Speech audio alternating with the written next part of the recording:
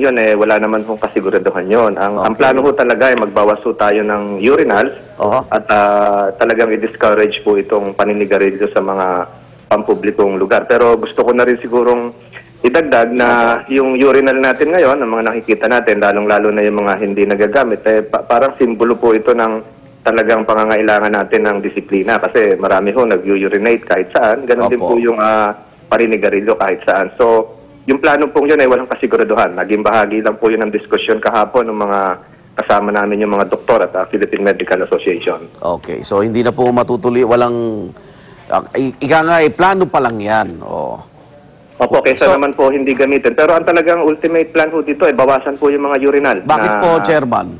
Yung iba po talaga ay nasa lugar na hindi dapat magkaroon. At iaayos nyo lang po? Aalisin po, yung ibang karamihan. Aha. So, pero may matitira pa rin kasi kaysa naman sa pader umihi yung mga taxi driver, mga... Meron pong ilang lugar, lalong-lalo na yung malapit sa mga pampublikong pamilihan, meron pong ililipat doon at doon sa mga terminal na nabanggit nyo, sa mga terminal ng tricycle. Pero yung sa mga tourist areas po natin, yung sa mga business district po natin, talaga pong hindi po dapat, lalong-lalo na yung walang tamang drainage system. Oo nga, namumblema yung naglilinis. Chairman, kamusta na yung proyekto dito sa Quezon Avenue, Araneta? Tayo po nagbigay ng liham, nagpaabot ng liham sa DPWH. Subalit ang sagot po nila matutuloy na po yung underpass at talagang ginagawa na po. Siguro ang naging bunga po ng diskusyong ito patibayin nila at enhance po yung drainage system, lalong-lalo na underpass po yun at talagang binabaha po yung lugar. So naniniwala po ako na may magagawa po ang DPWH engineering-wise na maging flood-free po yung underpass na gagawin. Okay. Chairman, maraming salamat po. Maraming salamat po. MMDA Chairman, Atty. Francis Tolentino. Sa ibang balita, desisyong nagbabasura sa stock distribution plan sa Hacienda Luisita pinagtibay ng Korte Suprema. Sa pamamagitan ng isang referendum, papipiliin ang mga magsasaka kung lupa o shares of stock ba ang mas gusto nila. Narito ang report ni Jam Sisante. Matapos ang mahigit 5 taon, nagdesisyon na ang Korte Suprema kaugnay sa petisyon ng Hacienda Luisita Incorporated na harangin ang naunang desisyon ng Presidential Agrarian Reform Council o PARC na nagbabasura sa stock distribution plan. 10 mahistrado ang bumotong pagtibayin ang naging desisyon ng PARC. Ibig sabihin, ipinapawalang bisa ang stock distribution plan kung saan sa halip na lupa ay shares of stock ang pinamahagi sa mga farmer beneficiary. A number of reasons why the SDP was revoked, and that mainly for failure to comply with the obligations to the farmers. Pero hati ang mga mahistrado sa issue kung dapat bang ipamahagi lang ang lupa. Mayorya sa kanila o 6 na mahistrado ang bumotong utusan ng Department of Agrarian Reform na magsagawa ng referendum sa mahigit 6,000 magsasaka kung lupa ba o stocks ang gusto nila. 6 are of the view that since the stock distribution plan has been revoked, then the DAR must conduct a referendum asking the farmers if they want to stay with the corporation and instead get shares of stocks or if they should want to get actual land.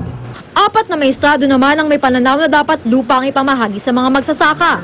Nag-inhibit sa botohan si Associate Justice Antonio Carpio, habang on leave si Associate Justice Diosdado Peralta. May hiwalay namang opinyon si Chief Justice Renato Corona. The remaining magistrate, who happens to be the Chief Justice, is of the view that Section 31 of RA 6657, which allows corporate landowners to have an option to give shares of stocks instead of land, is unconstitutional. Agosto nung nakaraang taon nang magsagawa ng referendum ang pamunuan ng Hacienda Luisita. Lumabas dito na karamihan sa mga magbubukid doon, mas gusto ang stock option kaysa sa lupa. Para sa unang balita, Jam Sisante, reporting. Abogado ng Hacienda Luisita Incorporated, malugod na tinanggap ang iniutos na referendum ng Korte Suprema kahit pa hindi kinatigan ang kanilang petisyon. Ang mga magsasaka naman hati ang reaksyon kaugnay sa issue. Narito ang report ni Pia Arcangel.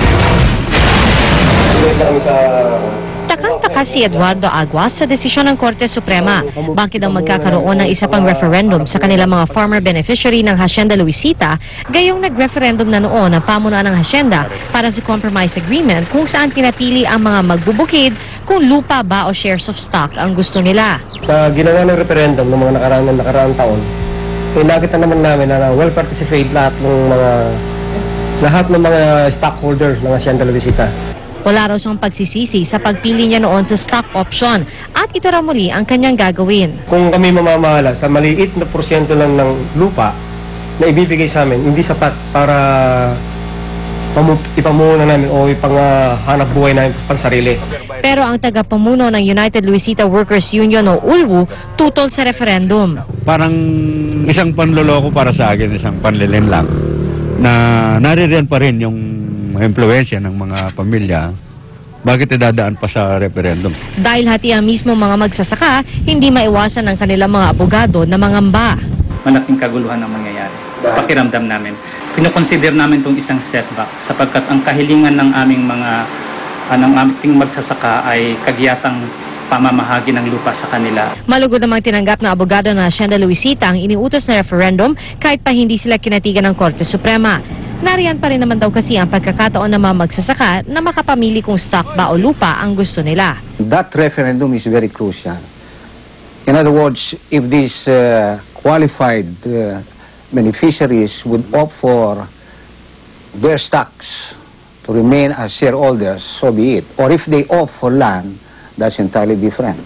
There are decisions or rather rulings there of the Supreme Court which favor the farmers also.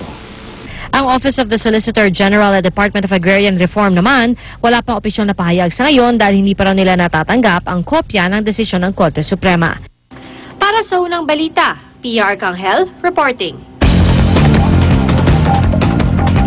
Aabot sa 70,000 OFW sa Saudi Arabia, posibleng maapektuhan ng Saudization o yung pagbibigay po ng prioridad ng mga kumpanya na unahin munang bigyan ng trabaho mga Saudi nationals bago ang mga dayuhan. Pagtitiyak naman ng POEA at OWA, handa silang tulungan ang mga kababayan nating maapektuhan ng naturang polisiya. Darito ang report ni JP Soriano. Isa si Generoso Francisco sa milyong OFWs na nagtatrabaho sa Saudi Arabia. Naabutan namin siya sa POEA habang inaayos ang kanyang mga papeles. Pabalik na siya ng Saudi bilang isang communication technician. Ang kanyang working visa tatagal ng 1 taon. Katas nga raw ng Saudi ang ipinambuhay niya sa kanyang pamilya. Pero ngayong may ipatutupad na Saudization program, natatakot si Generoso na bilang na ang araw nila sa Saudi. Huwag muna ipa-implement yung rules na yun. Kasi medyo magkakaroon din ng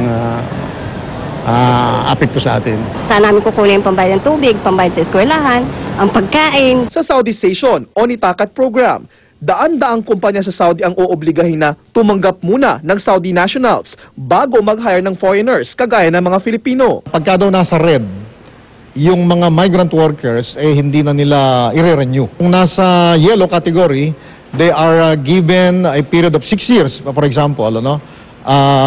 Beyond that, hindi na nila i-renew. Ayon sa OWA at POEA, aabot sa 90,000 na OFW sa Saudi ang posibleng maapektuhan ng Saudization. Pero pwede naman daw maghanap sa ibang kumpanya. Ina-allow nila yung criss-crossing. It's all up to the Saudi companies actually. Kakahiram sila ng mga 300,000 pesos hanggang 2 million pesos para doon sa negosyong itatatag nila. Sa mga kumpanya na nandito sa ating bansa, marami nang naglatag na rin ng mga job openings nila na maaring applyan ng mga bumabalik from Saudi. Paglilinaw naman ng POEA, wala pang direktang epekto ngayon sa Pilipinas ang patakarang Saudization ng Saudi Arabia. Ni wala pang araw listahang inilalabas ang Saudi government na mga kumpanyang hindi na magre-renew ng mga Pilipinong empleyado. Pero dasal ng mga OFW yung nakausap namin, sana raw hindi na ito matuloy nang sa gayon ay hindi na sila magkaroon ng mas malaking problema. Para sa unang balita, JP Soriano reporting. Ang malalim na usapan tungkol sa tulong ng gobyerno sa mga maapektong OFW, abangan yan mamaya sa Talakayan with Igan.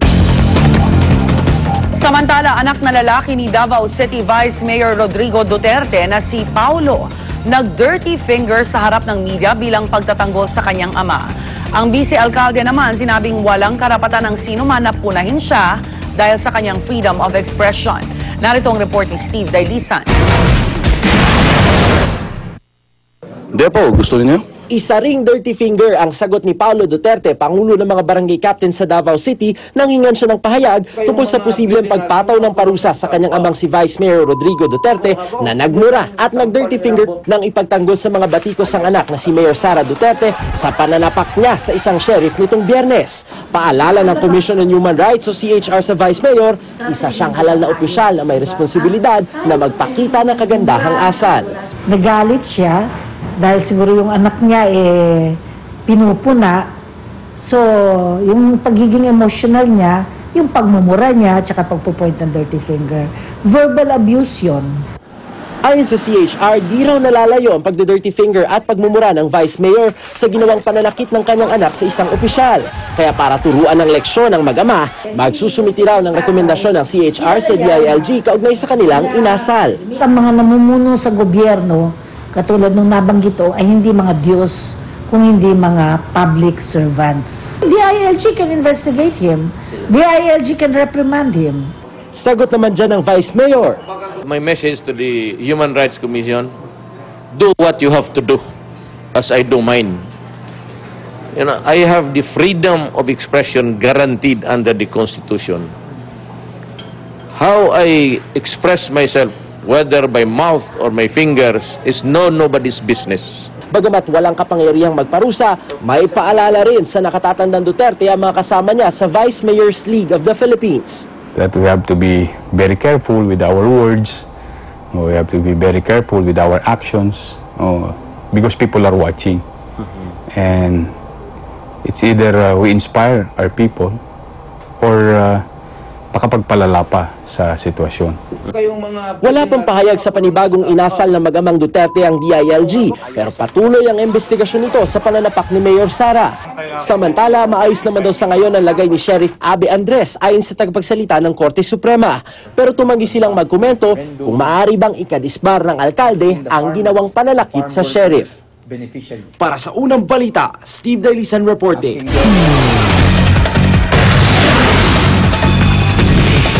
Umano'y miyembro ng sindikato ng loob sa isang dental clinic at nanghalay din ng mga dentista na aresto na ng mga pulis. Prince William at Catherine, Duchess of Cambridge, naglaban sa